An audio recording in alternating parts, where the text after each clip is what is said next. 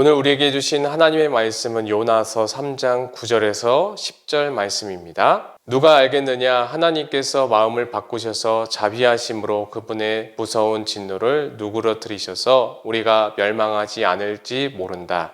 하나님께서 그들이 그 악한 길에서 돌이킨 행위를 보셨을 때 마음을 누그러뜨리시고 그들에게 내릴 거라고 말씀하신 재앙을 내리지 않으셨습니다. 아멘. 여러분 반갑습니다. 지금 현장에서는 현장대로 예배를 드리고 우리는 이 녹화 영상으로 함께 설교 말씀을 나누도록 하겠습니다. 여러분 이 사진을 보시면요, 런웨이를 걷는 당당한 소녀의 모습이 보이죠.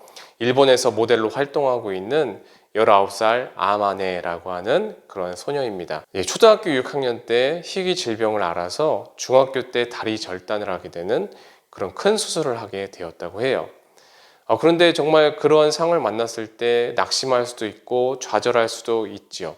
근데 그러나 어린 시절에 키즈 모델로 활동했던 이 유망주였던 그녀가 좌절하지 않고 수술 뒤에도 모델의 꿈을 포기하지 않았습니다. 그녀는 이렇게 말합니다.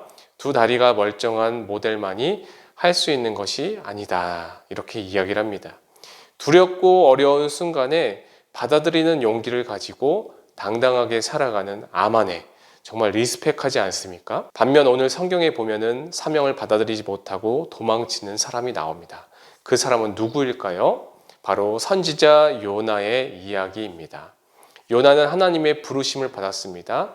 그렇지만 그 부르심을 받아들이지 못하고 도망쳤습니다. 그러다가 물고기에 먹히게 되고 그 안에서 회개하며 하나님께 또 이렇게 돌아가게 되는 그런 이야기들을 우리는 성경을 통해서 한 번쯤은 들어봤을 것입니다. 요나가 활동했던 그 시기는 외부의 침입을 받았던 그러한 어려운 시기였습니다. 그래서 하나님께서는 이스라엘을 괴롭게 하는 아수르라고 하는 그 나라에 가서 하나님께 회개하라 명령을 받았던 메신저, 사신의 역할을 부여받게 되었습니다. 근데 문제는 무엇이냐면 요나는 그 아수르를 너무나도 미워했다라는 거예요. 아수르가 북이스라엘을 너무도 괴롭히고 힘들게 못 살게 했기 때문에 그래서 이 아수르를 굉장히 미워했습니다. 그런데 이 아수르 수도 니느웨라는 곳에 가서 하나님의 메시지를 전하라? 나는 그렇게 할 수 없습니다 하고 도망을 치게 돼요. 지도를 보시면은 정말 엄청나게 먼 땅끝이라고 이야기를 하던 다시스라고 하는 곳으로 도망을 가게 됩니다. 배를 타고 가는데 그 가운데 폭풍우를 만나게 되고 바다에 풍덩 빠지게 됩니다. 그때 이 요나를 큰 물고기가 나와 꿀꺽 삼키게 되죠. 그 후에 물고기에서 나오게 되어서 요나는 어쩔 수 없이 이 니느웨로 향하게 됩니다. 그런데 이 요나는 니느웨에 가서 하나님의 명령을 곧장 따르는가? 그렇지 않았습니다. 하나님의 명령은 무엇이었냐면 너희 니느웨 성은 40일 후에 무너질 거야 라고 이야기한 것을 그 사람들에게 전하고 하나님께 돌아오라, 회개하라 이렇게 전하는 일이었습니다. 그런데 요나는 이렇게 생각했죠. 오호, 그거 쌤통이야. 잘 됐네. 제발 그랬으면 좋겠다. 그런 마음이 있었기 때문에, 용서하는 마음이 없었기 때문에 니느웨에 가서 그 말들을 곧장 전하지 않았습니다. 우리 하나님의 자녀, 믿음의 사람도요, 용서하지 못하는 마음이 들 수도 있어요. 용서는 하기는 쉬운데 실천이 어렵기 때문입니다. 왜 그럴까요? 왜 용서가 이렇게 힘들까요? 내가 믿었고 사랑했고 의지했던 나의 편이라 생각했던 그 사람에게 상처를 입었기 때문입니다. 마음의 상처, 마상. 아물기 어렵죠. 잊은 줄 알았다가도 또다시 그 일들이 생각나고 되뇌이게 되는. 그래서 가해자보다 피해자가 더 괴롭다고 하지 않습니까? 여러분, 저도요 예전에 군대에 있을 때에 이런 일들이 있었어요. 제 군대 동기를 너무나 얄밉게 행동을 해서 그때부터 말을 안 하기 시작했어요. 저는요 좀 이렇게 온순해 보여도 제 마음에 완악한 마음들이 있어서, 그래서 아무튼 말을 안 하기 시작했는데 제가 교회를 다니고 믿음의 사람이라고 하면서 이렇게 이중적인 모습을 갖고 있으면 될까? 그런 생각이 든 거예요. 그래서 그런 하나님의 깨달음 속에서 이제 제대를 하고 그 사람을 찾아가지고 전화를 하고 용서를 구했습니다. 용서는 왜 필요할까요? 이 용서라는 이 말에서 우리에게 주어지는 것은 우리의 마음을 고요하게 하고 차분하게 하고 평화롭게 한다는 것이죠. 그런데 복수라는 말은 우리에게 갈등과 긴장을 유발시킵니다.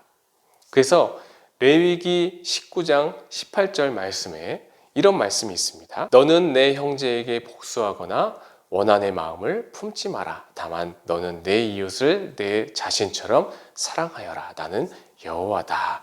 이렇게 말씀을 하시는 구절이 있습니다. 여러분, 용서는 우리에게 이로움을 가져다 줄까요? 용서는요, 받을 때보다 남을 용서할 때 어떠한 우리의 마음에 자극이 생기고 몸에 자극이 생기냐면 공감과 사랑에 중재된 용서를 할 때에 우리 부교감 신경계가 활성화되어진대요. 그래서 우리의 몸과 마음이 건강해진다는 겁니다. 오히려 남을 용서할 때 큰 평화가 찾아온다는 것이죠. 마음의 평화, 몸의 평화까지 말입니다. 아무튼 오늘 성경의 우여곡절 끝에 요나는 니느웨로 갔고 이 하나님의 말씀을, 하나님의 메시지를 힘들게 억지로 전했어요. 와우! 그런데 놀라운 일이 생겼습니다. 니느웨 사람들이 왕부터 남녀노소, 노예, 짐승 할 것 없이 모두가 금식을 하면서 철저히 하나님께 회개하기 시작했습니다. 여기서 우리가 깨닫는 포인트가 있어요. 하나님의 말씀은요, 돌이키게 만드는 능력이 있다. 하나님이 싫어하시는 모든 것으로부터 완전히 돌아서게 한다라는 것이죠. 이게 바로 회개의 능력입니다. 하나님의 말씀의 능력입니다. 요나는 단지 억지로라도 그 말씀을 전했어요.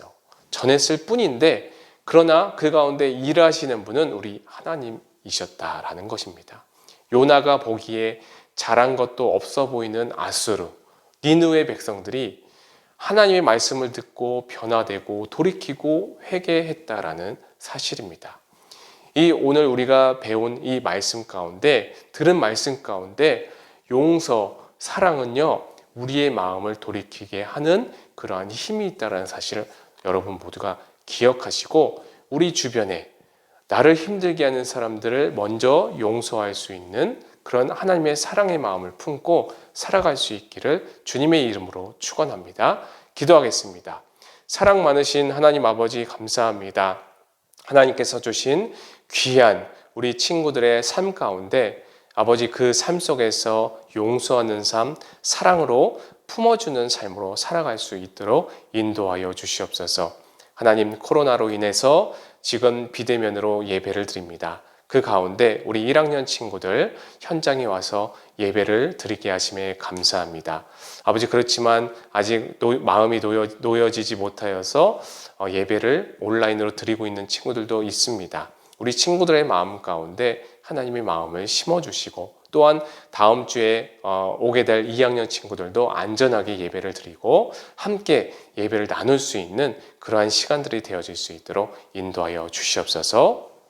이제는 우리 주 예수 그리스도의 은혜와 하나님의 크신 사랑과 성령님의 교통하심의 역사가 하나님이 주신 용서와 사랑으로 섬기기를 원하는 우리 귀한 친구들 머리 위에, 우리 교사 선생님들 머리 위에 이제로부터 영원토록 함께 하시옵기를 간절히 축원하옵나이다. 아멘. 여러분, 다음 주에는 우리 2학년들이 현장에 와서 함께 예배를 드릴 것입니다. 그때까지 모두 건강하게 이렇게 잘 보내시고, 여러분들도 방학 기간에 그냥 집에서 뒹굴거리지만 마시고 이렇게 활동하시고 그 가운데 마음의 평화, 육적인 평화 누리시기를 축복합니다. 여러분, 다음 주에 만날게요.